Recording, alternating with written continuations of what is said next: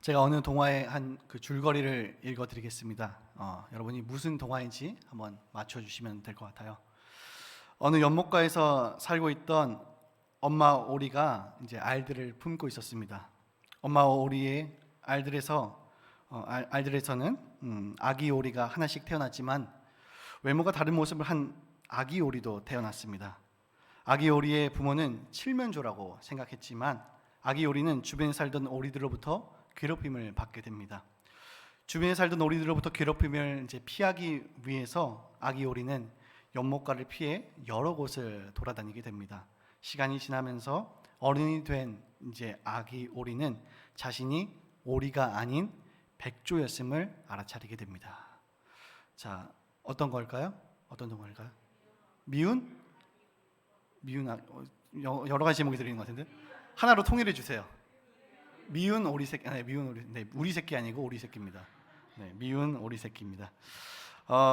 모습이 달랐었던 그 오리 새끼는 오리 새끼 좀 표현이 그런 오리 친구는 괴롭힘을 당했습니다. 결국 그는 이제 외톨이 신세를 지냈지만은 나중에 그가 뭐였죠?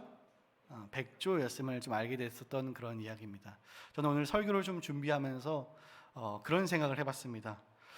우리가 세상을 살아가는 정말 그리스도인의 모습이 좀 이와 같지는 않을까라는 생각을 한번 해봤어요. 세상을 살아가는 그리스도인들은 꽤나 어떻게 보면요 외로운 삶을 살아갈지 모르겠습니다. 또한 나그네로서 살아가고 있어요. 그런데 알고 보니까 백조였던 것처럼 알고 보니까 하나님의 자녀였던 거였죠. 때로는 무시를 당할 수도 있고요, 때로는 외면을 당할 수도 있고요. 그러면서 이 외면당하는 세상을 살아가긴 하지만 세상처럼 살아가지 않는 그들, 그것이 바로 그리스도인의 모습이 아닐까에 대해서 한번 고민해 봤습니다. 우리가 지금 새벽에 계속 누가복음을 보고 있습니다. 마태, 마가, 누가 이렇게 세 가지를요 공간 복음이라고 우리가 불리는데요, 그 가운데는 같은 이야기도 있고요, 여기는 있는데 여기는 없는 그런 이야기도 있습니다. 그럼 여러분, 우리가 이걸 읽으면서 보면서 좀 고민을 하면 좋을 것 같아요. 왜 같은 관점의 복음서를 세 개나 기록을 했을까요? 그냥 하나로 통합을 시킨 다음에 그냥 하나의 이렇게 복음서만 하면 될 것 같은데 굳이 마태, 마가, 누가라는 세 가지의 복음서, 세 가지의 다른 관점을 가진 복음서가 대체 왜 필요했을까요? 다른 복음서에서도 나타나지만요, 누가복음의 두드러지는 특징 중에 하나가 뭐냐면은 소외된 자들을 향한 복음서라는 사실입니다. 소외된 자들은 누구냐면은 즉 이방인들을 말하는 복음서입니다. 신약의 모든 저자는요 다 유대인이에요. 그런데 유일한 이방인 저자가 한 명 있으니 그게 누굴까요? 오늘 우리가 읽었던 누가복음의 누가입니다. 누가가 바로 이방인입니다. 다른 모든 신약에 있는 다른 성경은 유대인들이 기록을 하거든요. 그런데 누가복음만 이방인인 누가가 기록을 합니다.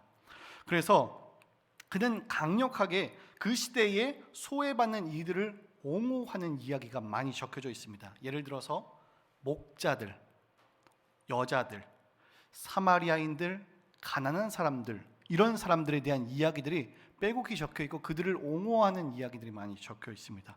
그러면서 그들을 어떻게 예수 그리스도가 끌어안아 주시면서 미운 오리 새끼가 아니라 백조로 만들어 주시는지, 그리스도인으로 거듭나게 해 주시는지에 대해서 적혀져 있습니다. 그 당시 누가 봐도 무시당했었던 그런 이방인들, 당대에 아무 취급도 못했던 그들을 향해서 구원의 손길이 오고 그 이방인들이 공동체와 함께하는 그 기쁨, 그리고 소외된 자들이 함께하는 그 기쁨이 대체 어떤 기쁨이었을까요? 우리 본문을 하나하나 보면서 대체 어떤 이야기가 그 안에 숨어 있는지에 대해서 한번 확인해 보도록 하겠습니다. 우리 본문 27절과 28절을 우리 성경을 보시고요, 같이 한번 읽어보도록 하죠. 우리 본문 5장 27절 28절입니다. 같이 읽어볼게요. 시작. 그 후에 예수께서 나가사 레위라는 세리가 세관에 앉아있는 것을 보시고 나를 따르라 하시니 그가 모든 것을 버리고 일어나 따르니라. 아멘. 오늘 한 인물을 지금 소개하고 있습니다. 누구죠? 레위라 하는 세리에 대해서 소개하고 있습니다. 학자들은 이 레위가 레위 지파 중에 한 명이라고 소개하고 있는데요. 레위 지파가 지금 세리를 하고 있다. 좀 굉장히 어울리지 않죠. 너무나도 어울리지 않습니다. 그 당시에 여러분 세리를 조금 더 알게 되면은 이게 더 어울리지 않고 좀 당혹스럽다, 더 충격적이다라는 것을 우리들이 확인해 볼 수 있어요. 로마는 그 시대 당시에 전 세계를 대상으로 전쟁을 펼치고 있었습니다. 전쟁을 하면 뭐가 될까요? 네, 전쟁을 하면 당연히 뭐 많은 사람도 있겠지만은 돈이 많이 필요하겠죠. 전쟁을 하면 돈이 많이 필요하기 때문에 식민지 국가들, 그러니까 속국인 그 국가들의 부자들을 이제 불러가지고 이런 걸 얘기합니다. 안전 보장금을 좀 내놓으라고 그래요. 내가 너희를 지켜줄 테니까, 보호해줄 테니까 돈을 줘라. 대신에 세금 징수권을 줄게. 이렇게 얘기합니다. 여러분, 그러면서 이 세금 징수권, 이 징세권을 가지고 경매에 붙여버려요. 그리고 가장 많이 돈을 낸 사람들한테 뭘 주냐면은 세리장을 줍니다. 그리고 이 세리장은 여러 대리인들, 즉 세리들을 세웁니다. 그러니까 돈을 많이 얻어서 뭘 했죠? 세리장을 받고 세리로 세움 받았던 사람들이 있습니다. 그러니까 그들은 세금을 걷어들일 수 있는 권한을 얻게 되었는데, 내가 얼마큼 냈으니까, 이만큼을 냈으니까 당연히 뽕을 뽑아야겠죠. 많이 받아내려고 할 겁니다. 그러니까는 그 로마에다가 뭐 100만 원을 냈다고 하면은 100만 원 정도로 만족을 할까요? 뭐 2배, 뭐 3배 더 불릴 수 있을 만큼 더 불려서 자신의 호주머니를 채우려고 하겠죠. 그렇기 때문에 그들은 더 많은 것을 뽑아내기 위해서 어떻게 했냐면은 각종 종류의 조세, 관세, 인두세, 토지세, 악명 높은 통행세, 시장세, 물품세 이런 것들을 걷어들이기 시작을 합니다. 그 과정에서 더 많은 것을 취하기 위해서 말도 안 되는 것들을 좀 부과하면서 호주머니를 채우는 거죠. 당연히 백성들은 어떻게 될까요? 죽어나가겠죠. 그런 것들을 내고 있으니까요.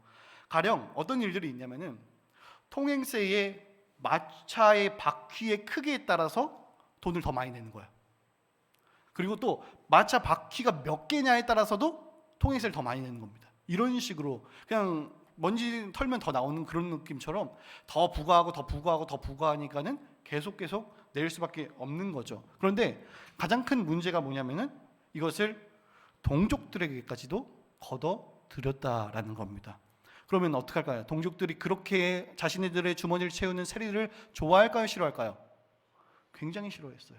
당연히 굉장히 미워합니다. 그렇기 때문에 그 당시에 세리들은 유대인 사회에서 철저하게 어떻게 되냐면 배척되고요, 추방당합니다. 배척당하고 추방당하고요. 그리고 회당에서 출교까지 당해요. 회당에서 먹고 사는 문제 때문에 종교를 어떻게 되는 거죠? 버려야 하는 일들이 벌어진 겁니다.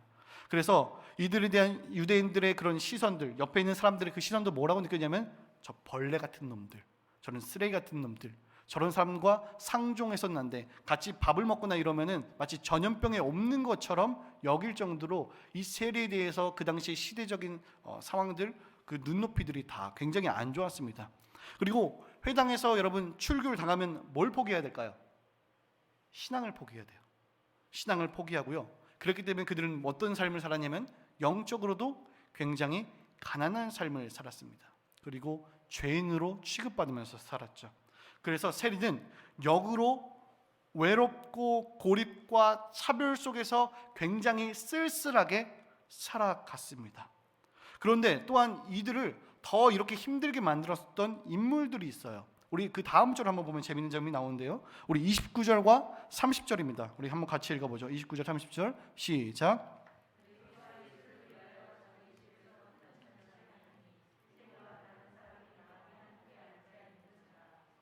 바리새인과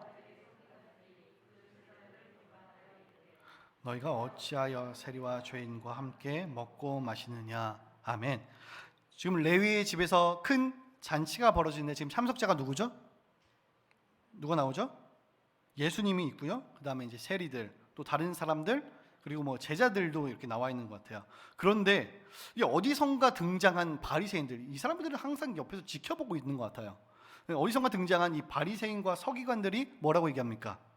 어찌하여 누구와? 세리와 죄인들과 너희들 함께 지금 먹고 마시느냐에 대해서 얘기하는 거죠. 여러분 지금 세리와 그때 밥 먹는 게 어떤 느낌이라 그랬죠? 전염병이 없는 듯한 느낌인 거예요. 전혀 함께 할 수 없는 동족들인데 지금 함께 밥을 먹는다라고 생각을 하고 있는 겁니다. 그러니까 그 당시에 세리는 죄인이라는 공식을 만들어낸 사람들이 누구냐면은 바리새인이에요. 바리새인은 그냥 그 바리새 자체가 이제 나누다 이런 뜻인데요. 자신들의 그 뛰어남을 증명하기 위해서는 타겟이 존재해야 돼요. 즉 비교 대상이 존재해야 됩니다. 그게 바로 누구냐면 세리였습니다. 그러니까 바리새인들은 나는 뛰어나고 나는 율법을 정말 잘 지키고 하나님의 말씀을 잘 지키는 사람이야. 그래서 난 바리새인이고 저놈들은 죄인인 세리들이야 라고 비교 대상을 만들어서 그렇게 그들은 세리 이퀄 죄인이라는 아예 공식처럼 만들어내고 마는 거죠. 만약 제가 그 시대 당시에 세리라 그러면 이렇게 생각을 하고 이렇게 마음 가운데 있을 것 같아요. 내가 비록 지금 돈 때문에 이 일을 시작하기는 했는데 신앙을 잃고 지금 모든 자존감을 잃어버린 나는 살아갈 가치가 있는가? 여기서도 지금 죄인으로 취급을 받고 분명히 내가 이 일을 통해서 풍족한 삶은 있는 것 같고 주머니는 조금 찬 것 같긴 한데 너무나도 외롭고 영적으로 그리고 난 너무나도 우울하다 이렇게 생각을 했을 것 같습니다. 이런 생각이 지배할 수밖에 없는 상황이었죠. 그럴 때에 한 소문이 들리기 시작합니다. 귀신 들린 자를 자유케 하시고 그 다음에 병든 자를 고치시고 모든 일을 품에 안아주시는 분이 계시다라는 소문이 들리기 시작하는 겁니다. 그분이 누굴까요? 예수님이죠. 예수님에 대한 소문이 들립니다. 그리고 그분이 찾아와서 이렇게 말씀하십니다. 나를 따르라 라고 말이죠. 그렇게 오늘 본문에서 나를 따르라 하니까 따른 겁니다. 모든 것을 버리고 놔두고 그분을 쫓았습니다. 그냥 무작정 아무 생각 없이 모르는 사람이 그냥 와갖고 나를 따르라 해서 따른 게 아니라요. 이미 그 사회 가운데에 충분한 소문이 돌았고 그 마음 가운데에 굉장히 답답한 심령이 있었기 때문에 그 예수님의 음성에 반응해서 놔두고 따라갈 수 있었다라는 거죠. 여러분 세리하면 또 생각나는 인물 있으신가요 혹시? 잘 아는 그 인물? 삭개오가 아마 생각이 날 겁니다. 삭개오는요 다른 복음서에서는 등장하지 않아요. 누가복음에만 나옵니다. 그는 직업이 뭐라고 소개되어 있죠? 세리장입니다. 아까 세리장은 어떻게 얻는다 그랬어? 그 경매권에서 돈 제일 많이 낸 사람한테 주는 겁니다. 그는 예수님을 만나고 나서 이렇게 고백을 합니다. 우리 누가복음 19장 8절인데요. 우리 같이 한번 읽어보죠. 시작. 삭개오가 서서 주께 여짜오되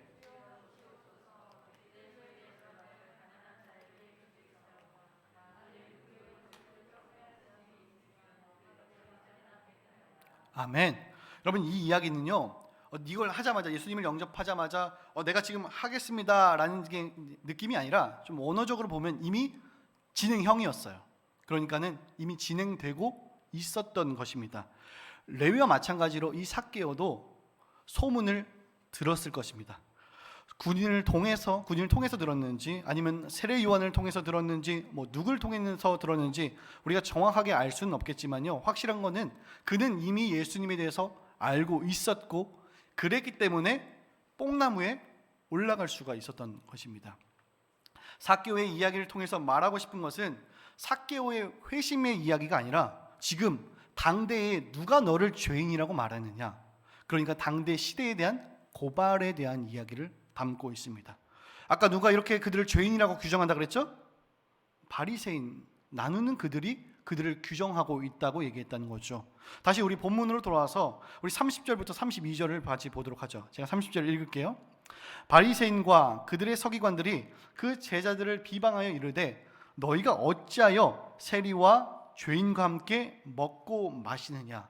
우리 31절과 32절을 같이 읽어볼게요. 시작. 예수께서 대답하여 이르시되 건강한 자에게는 의사가 쓸데없고 병든 자라에게야 쓸데있나니 내가 의인을 부르러 온 것이 아니요 죄인을 불러 회개시키러 왔노라. 아멘. 여러분 지금 이 이야기, 예수님의 이 말이 정말 대반전의 이야기 아닙니까? 자칭 의인이었던 바리새인들은 세인들을 뭐라고 취급했죠? 너희들 죄인이야. 너희들 상종할 수 없는 사람들이야. 어떻게 동족들에 하면서 그들에 대해서 여러 가지 것들 더 씌우면서 함께 할 수 없는 사람을 구분하고 출교해버리고 같이 가지 못하게 했습니다. 그들을 죄인으로 취급했어요. 하지만 예수님은 그 사람들을 향해서 뭐라고 얘기하십니까? 내가 필요한 사람은 의인인 바리새인이 아니라 너희들이 아니라 죄인인 세리다 라고 얘기를 하는 거죠. 전혀 다른 관점으로 다가오는 겁니다. 아마 제가 세리라 그러면은 예수님의 이 이야기를 듣고 감격의 눈물을 흘렸을 것 같습니다. 끊임없이 그들은 사회의 그 정죄 속에서 종교도 잃어버렸죠. 사람 취급도 받지 못하고 있고 하루하루 눈물로 살아가면서 우리가 정말 죄인인가를 끊임없이 되뇌이며 살아가는 그들에게 예수님의 이야기는요, 그들의 아픔을 정말 씻어줄 수 있는 그런 이야기일 것입니다. 여러분, 저는 이것을 보면서 우리들의 이야기도 생각이 났습니다. 끊임없는 이 세상이 어떤 세상입니까? 차별이 있는 세상, 나눔이 있는 세상. 아까 우리가 서론에서 얘기했던 것처럼 미운 오리새끼같이 너와 나는 달라 하면서 끊임없이 서로를 미워하고 정죄하며 때로는 답답하고 소망이 없어 보이는 이런 세상 가운데에 주님께서는 우리들에게 얘기하시는 것입니다. 나를 따르라 라고 말이죠. 모든 소외당한 자들에게, 그리고 모든 죄인들에게 이렇게 얘기하십니다. 내가 너희를 위해서 왔다라고 말이죠. 오늘 여러분들 이 얘기를 듣고 그 주님을 따라갈 준비가 되셨습니까? 주님과 함께 이 길을 갈 준비가 되셨습니까? 우리들의 삶이 비록 비관적이고 답답하고 암담해 보인다고 할지라도 주님께서는 우리를 위해 오셨고, 때로는 세리 같고 우리들의 가슴 아픈 그런 상황 속에서도 주님은 나를 위해서 이 땅에 그 십자가를 지셨던 그분이라는 사실을 믿으시면서 가시길 소망합니다. 결론을 맺겠습니다. 오늘의 이야기는요, 이게 끝이 아닙니다. 우리 마태복음 10장 3절을 같이 또 보도록 하죠. 마태복음 10장 3절입니다. 같이 읽어볼게요. 시작. 빌립과 바돌롬의 도마와 세리 마테 아벨로의 아들 골고보와 다데오 얘기 나옵니다. 여러분, 지금 세리 마테가 나와 있죠. 여러분, 마태복음을 기록한 건 누굴까요? 마태입니다. 우리가 좀 전에 계속 봤었던 그 레위가 바로 마태인 거죠. 그런데 지금 마태복음에서 지금 마태인 자신을 가리켜서 뭐라고 얘기합니까? 앞에 수식어로 세리 마태라는 거죠. 지금 자신을 가리켜서 이렇게 얘기하고 있는데, 그 당시에 세리라는 것은 굉장히 부끄러운 직속에도 불구하고 이렇게 쓰고 있다는 거죠. 이렇게 쓸 수 있을까요? 굉장히 부끄러운 일 아닐까요? 하지만 전혀 그렇지 않는다는 거죠. 나의 나된 것은 오직 하나님의 은혜라는 사실을 인지했을 때에 그는 세리라는 사실이 전혀 부끄럽지 않은 것입니다. 오히려 그 세리임에도 불구하고 그 소외된 자를 위해서 오셨던 그 예수 그리스도가 계셨기 때문에, 비록 우리들의 삶은 비관적이고 비판적이고 답답하며 억울할지 모르는 삶을 살지라도 그 주님께서는 그 세리 마태를 위해 오셨기 때문에 마태는 자신의 이야기 속에서도 세리임을 감추지 않았다라는 거죠. 그 죄악을 모두 담당하셨던 그 주님을 바라봤기 때문입니다. 그렇기 때문에 그는 비록 지금은 세리였었지만 그의 인생은 어떻게 됩니까? 복음서를 기록하는, 마태복음을 기록하는 놀라운 인물이 되었다는 거죠. 오늘도 주님은 우리들에게 말씀하십니다. 나를 따르라 라고 말이죠. 레위는요, 마태복음을 기록하지만 우리는 그리스도인이라는 복음서를 기록합니다. 뭐로 기록하냐고요? 우리들의 삶으로요. 여러분, 이 길을 갈 준비가 되셨습니까? 여러분이 교회입니다. 여러분이 복음서입니다. 죄인을 부르러 오신 그분을 기억하면서 우리의 죄됨을 멸시하는 바리새인으로 살아가는 것이 아니라 사랑으로 품으신 그 주님을 바라보길 원합니다. 누가복음 4장 18절과 19절에 예수님이 오신 이유에 대해서 이렇게 설명합니다. 주의 성령이 내게 임하셨으니 이는 가난한 자에게 복음을 전하게 하시려고 내게 기름을 부으시고 나를 보내사 포로된 자에게 자유를, 눈먼 자에게 다시 보게 함을 전파하며 눌린 자를 자유롭게 하고 주의 은혜의 해를 전파하게 하려 하심이라 하였더라. 아멘. 주님은 이것을 위해서 이 땅에 오셨습니다. 주님의 그 은혜의 해를 선포하고 진정한 희년을 선포하기 위해서 이 땅 가운데 오셨습니다. 세상 속에서는 끊임없는 나눔과 다툼과 미움으로써 서로를 억누르고 하는 이 세상, 공동체 속에서도 상처를 받고 또한 죄인으로 살아가는 그 많은 사람들, 서로를 정죄하기 바쁜 이런 사회의 구조 속에 주님은 우리들에게 이렇게 말씀하십니다. 나를 따르라 라고 말이죠. 내가 너희를 자유케 하리라 라고 얘기합니다. 오늘 우리가 그 주님의 음성에 주님 내가 따르겠습니다 라고 대답할 수 있는 저희들이 됐으면 좋겠습니다. 제가 2010년에 CCC 수련회에 가서 가장 인상 깊었던 장면이 있습니다. 목사님이 설교 중에 한번 이야기하셨는데요, 바로 백문일답입니다.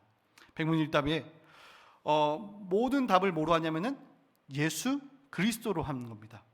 10,000명이 넘는 그 청년들이요, 그 잔디밭에 쭉 이렇게 앉아가지고 그 질문하는 그분 목사님의 얘기 앞에서 갑자기 한 분씩 일어나서 예수 그리스도라고 대답하는, 저는 그 장면이 눈에 굉장히 선합니다. 저는 오늘 설교의 마지막을 그렇게 마무리했으면 좋겠습니다. 제가 여러분께 질문을 하면요, 모든 답에 여러분 예수 그리스도라고 대답해 주시면 되겠습니다. 죄인인 우리를 자유케 하시는 분은 누구십니까? 억압된 인생에게 자유를 주시는 분은 누구십니까? 우리들의 눈에 눈물을 닦아주실 분은 누구십니까?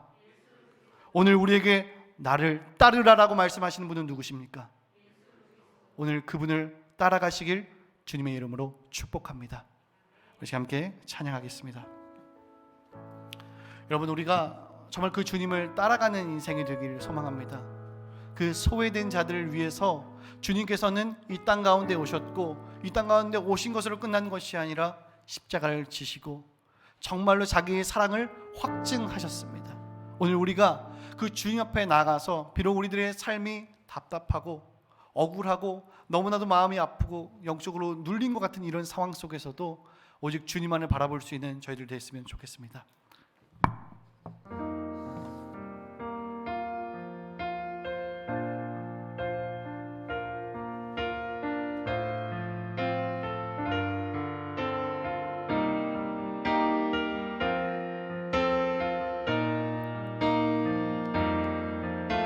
우리에겐 소원이 하나 있네. 주님 다시 오실 그날까지 우리 가슴에 새긴 주의 십자가 사랑, 나의 교회를 사랑케 하네. 주의 교회를 향한 우리 마음, 우리를 부르신 주님, 희생과 포기와 가난과 고난, 하물며 죽음조차 우릴 막을 수 없네. 우리 교회는 이 땅의 희망, 교회를 교회 되게, 예배 되게 우릴 사용하소서. 진정한 부흥의 날 오늘 임하도록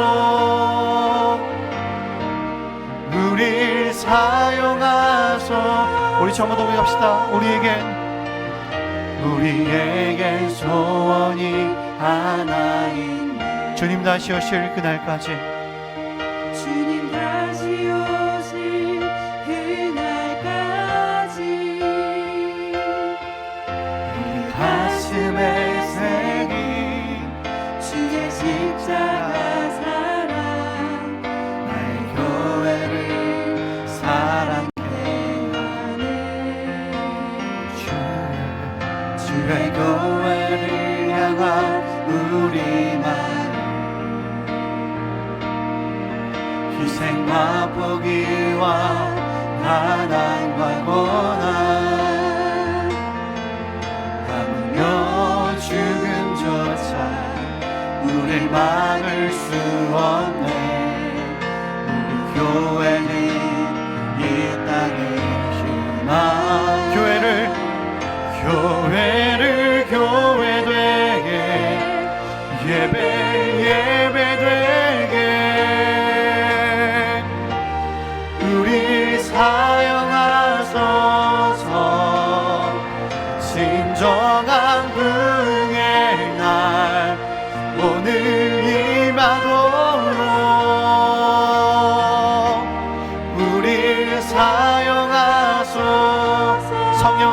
예배하리라. 성령 안에 예배하리라. 자유의 마음으로 사랑으로 사역하리라. 교회는 생명이니 교회를 교회 되게 예배 되게 우리 사용하소서. 진정한 부흥의 날 오늘 임하도록 우리 교회를 교회 되게 아멘. 교회를 교회 되게 예배 되게 우리 사용하소서. 진정한 부흥의 날 오늘 임하도록 우리 사용하소서.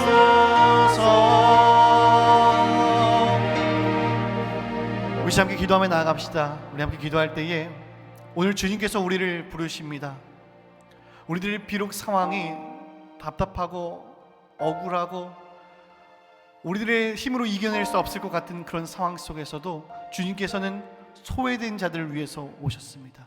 우리의 그 억울함들, 답답함들을 이겨내시고 함께 하실 그 주님을 바라보기를 소망합니다. 또한 마태가 그렇게 끝까지 가서는 결국 복음서를 기록했던 것처럼 우리들의 삶으로 그리스도인이라는 복음서를 기록하기를 소망합니다.